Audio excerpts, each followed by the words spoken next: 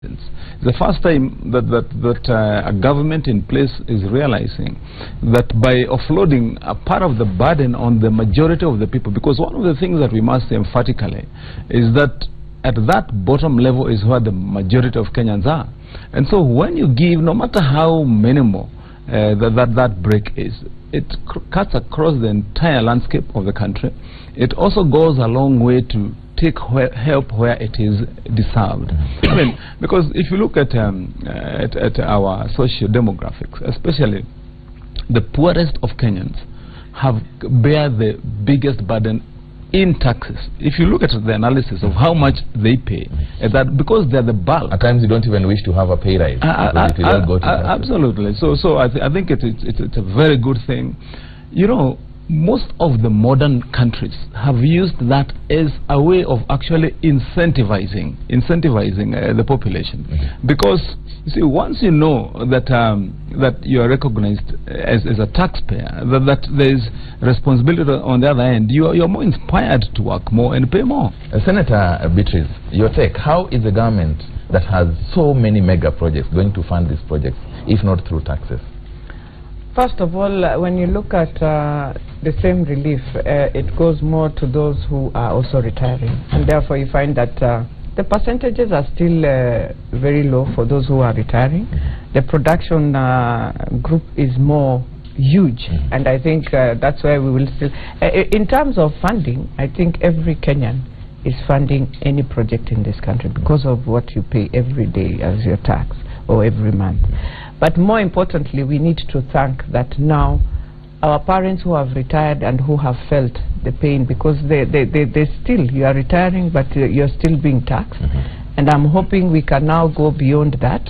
The next group that we need to see that can enjoy from this government should be our veterans. The veterans? Yes, the veterans have also suffered in many ways, and we need to see how do we, even as they enjoy this, because they'll be part of those who will enjoy this, but there are many other benefits we can still give our veterans for the work they've done for this country. You go back at home, you find a veteran who is really suffering in many ways. True that. The kind of thing we see in America, they give the highest honor to their veterans. Highest honor to your veterans. And also now let us ask ourselves, how do we also support those who are now above 65 going down to also find themselves having health insurances? Senator Boni Halwale, you were giggling as Senator Wamatangi was saying this is a good move, a move in the right direction. What amused you?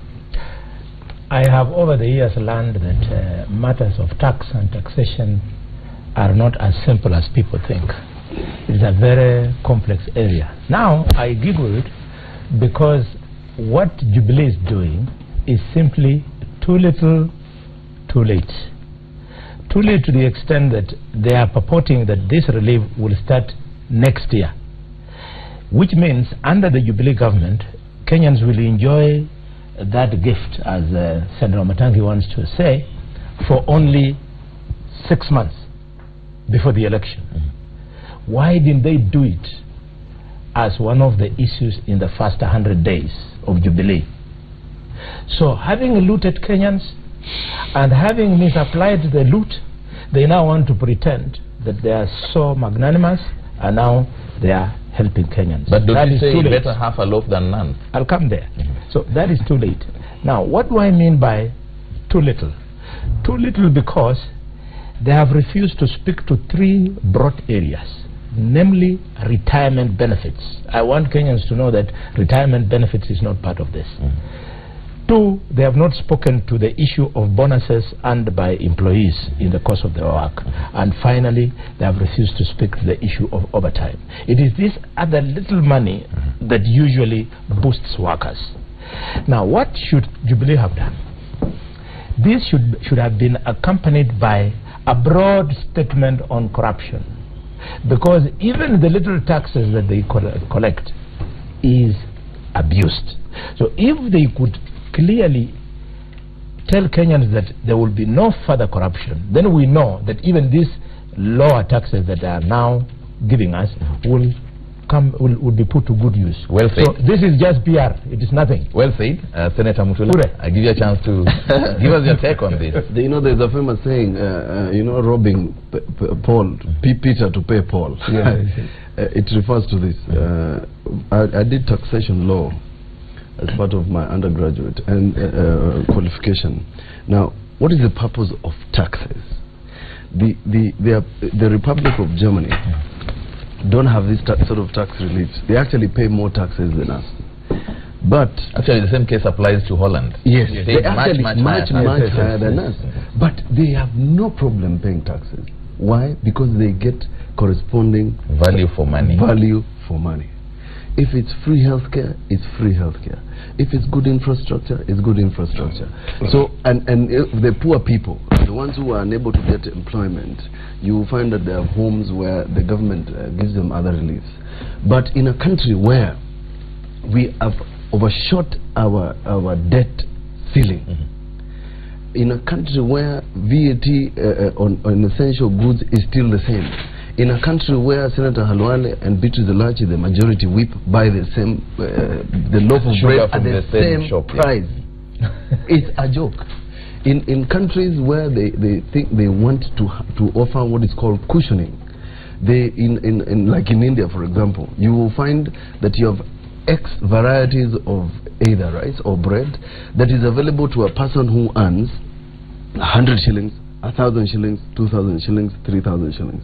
So therefore, if you're going to give tax relief, you cannot give tax relief to a person so that they get another 1,000 in their pocket to spend in case where they go and they will not buy another bigger loaf of bread. It will not, in the end, it will not change.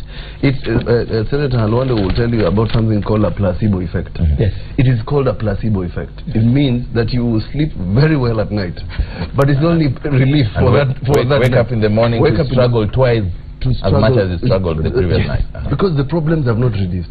Senator Beatrice, what's your take about what Mutula Kilonzo Jr. is saying? Value for money is good enough. Yes. Undervalue for money is not fair. You know what I've never understood about our opposition is that they... Oh, so you feel they're talking as opposition now? Of course, yes. I mean, when you listen to the words, they are very good in giving an agenda. They lose it just here. They are the same ones. If I remember 3 years ago, talking about all these things everywhere, telling Kenyans this government has not done this. Now it has come, now they change. Too late. Just the way they have changed on the IEBC agenda. They change and then they tell you this is too late. To Kenya, there's nothing too late. It's still on time. Yes. What about value for money? You need to go back value to for money. A Kenyan. Value for money. You know what Junior wants to do now is to change me because he's a lawyer. Value for money. Taxation law. He studied. I'm not a lawyer. Yeah. I want to put it as a Kenyan, a layman Kenyan today who will be reading this paper and say, government scales back the share of income, which Halwale says is not there. So I don't know whether the paper is also lying. Bonus, overtime pay. It's not there. And retirement benefits that it takes from poorest paid families. The best I can do is read what came from the government, not what's in the paper. Yes, because he has already disputed that.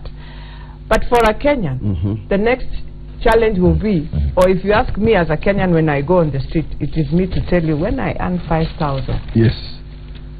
I will thank the government for this. Because for us... Whether I spend 7,000 or not. No, he will tell you the correct. It's not for me to say. But a real Kenyan will tell you what he has benefited and what he feels is still a challenge in how he moves with his life. Senator Matangi, value for money. Let me give you first this example before you go to Senator Matangi. We talk a lot in Nairobi, but when you go to the rural, a rural woman will tell you, usiniambie maneno ingine. Kwa mara ya kwanza mimi napata shilingi 4,000. Usikuje hapa na bei ya sukari ni shilingi 100. Now that is why I'm telling you, a Kenyan will not now look at that first. First he or she appreciates.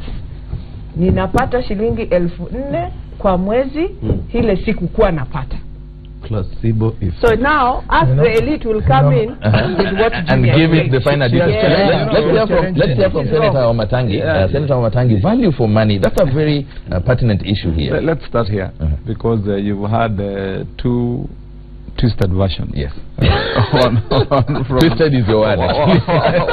one from we normally call him the Duke of Makueni. Duke. And the other one from the bullfighter. Bullfighter is talking about now, you know, I'll tell you why the two versions are contorted. And I forgive my two colleagues, because time changes people in a huge way. And you know, the Duke has, from his early days in college, now you hear he's a lawyer, he's been practicing, and he's lived the good life. Now the bullfighter here, apparently this guy didn't live a good life. I was studying his history. This guy used to walk. Just a minute. You know, it depends on the scale or level that you are looking at. You know, the bullfighter here struggled early in his days, but then, you know, this gentleman has been in parliament for 25 years. No, 20 years. 20 years.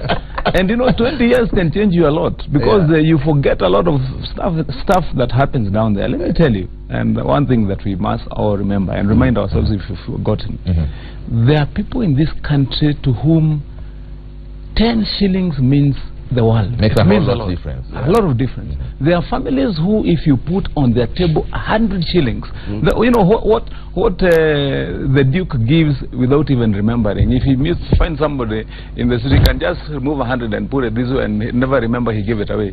That can make the difference in a whole family for a whole week.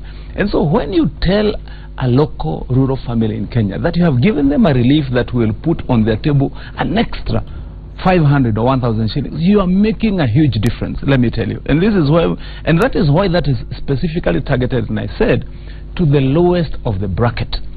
Those are the people who need it. And this is what I'm in this, the argument for value for money. You know, really, in every manner that you look at the balance of scale, you deal with the reality that you have. You know, all the factors that determine the price at which you buy bread has got nothing to do with the taxation. But what it has? No, it does. Listen. Let's give him a chance. Let's give him a chance to explain this. Listen. Let's give him a chance to explain. You know, I'm a businessman. Yes, I am a businessman. I'm mogul, you know, and I know my talk. I know my stuff. Yes. You know, because listen, gentlemen, from the other side, and I'm happy that Senator Elachi has pointed it out, because one of the big problems, quickly, I want to say this, that affects or poisons our progressive way of doing things is one. We always want to spice everything with a bit of politics. And sometimes when it's too tasty, you keep on adding just like a good spice. You know, when you want to determine the factors that will determine the price at which you buy a loaf of bread from here are so many. I mean, from the process of manufacturing to the process of growing, and taxation, yes, will play a role, but it will play a role probably towards the end of the process, all the other factors notwithstanding. And so when you sit now as a government and say, you mean if we knock off what we are taking away from the lowest of the paid person, then we are bound to make a difference in that person's life? You're right. Let me tell you. I need you to tell me, as a business mogul, in this case, I'm sorry, we don't have empirical status to quantify that. He is, huh? Coming from a lawyer. Never mind how he got there.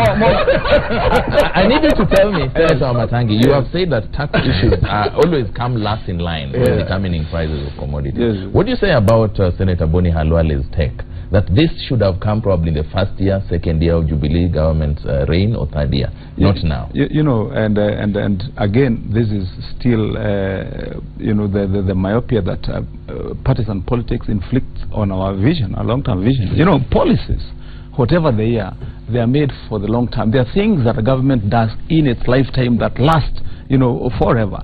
Even this problem we are talking about, tax, from the time when it was ignited, it has been our problem, and we've owned it until where we are. Now this may come now, but what it means is that Jubilee, after the next elections, and then after those 5 years, you know, maybe after a few years, maybe 10, 20, if these guys ever win it, well, you know, their time, you know, I have it. But they'll find the policy. They'll find the policy in place. Let me just say something. A lot of and that's why we must remove politics from it. And I've said there's a tax regime law, when you offer tax relief, there is normally a basis. One is the reason why you is the reason.